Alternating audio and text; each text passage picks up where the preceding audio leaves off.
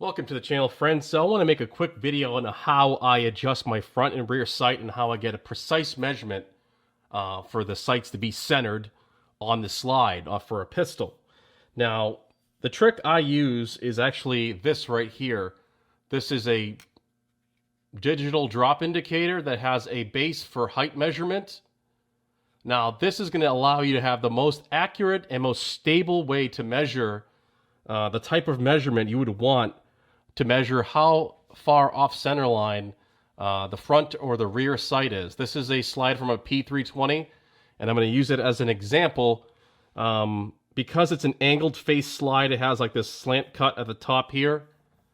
Makes it harder to use a set of calipers to gauge the depth side to side of the sight. As you can see, you're just going to like rest that on the side, but it's not going to be that accurate of a measurement because there's too much movement in this. Okay, you could have this thing moving around on you and not be exactly square. So it makes using the caliper, very hard to get a precise measurement, like 20 thousandths or less.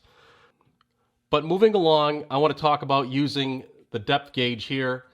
This is the ultimate way to measure the actual location of the front and rear sight.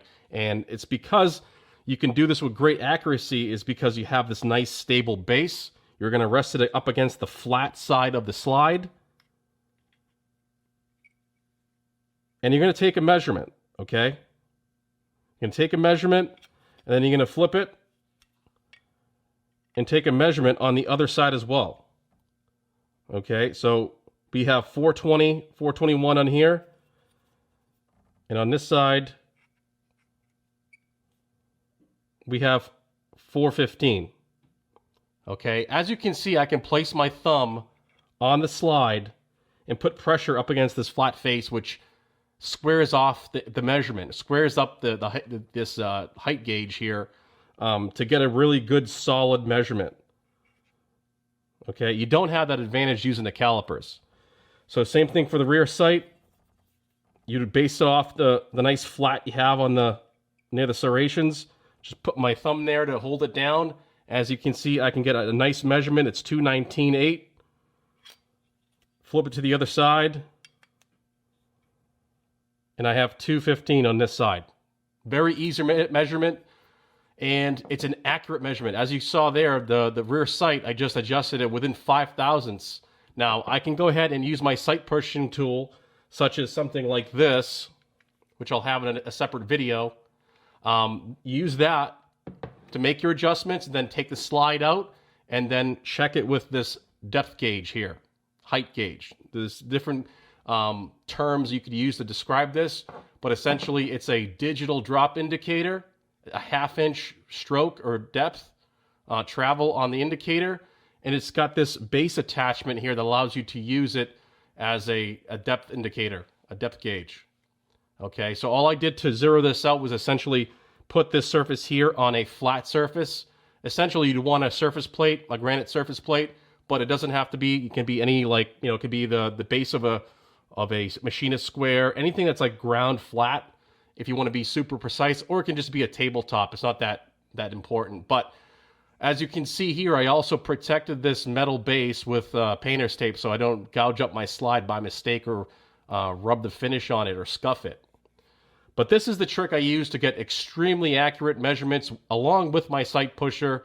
You make an adjustment, then you measure to get the sights exactly centered.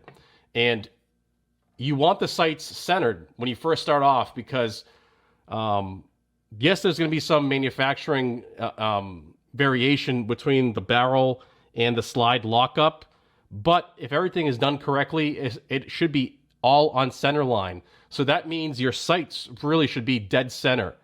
If there's any variation in your shooting, and you're shooting left or shooting high or shooting right, whatever it is, that's all on you, not the gun, because most likely the gun, whatever it is, they're produced by CNC equipment. The results are extremely consistent and repeatable in the machining process when it comes to CNC. There's no possibility really that, there's a drastic difference on your sight having to be, say, 50 thousandths to one side or the other. It should be within like 10 thousandths or so of center line, if it's manufactured correctly and has the right proper design and everything locks up correctly. But that there is my spiel about, how to, center your sight and adjust it and measure it. This is the tool you want. There is no other better way to do this. This is going to be your best friend if you want to get precision measurements for your front and rear sight. But I want to thank you guys for watching, and if you have any questions or comments, please place them right down below. I want to thank you guys for watching, and I'll see you in the next video.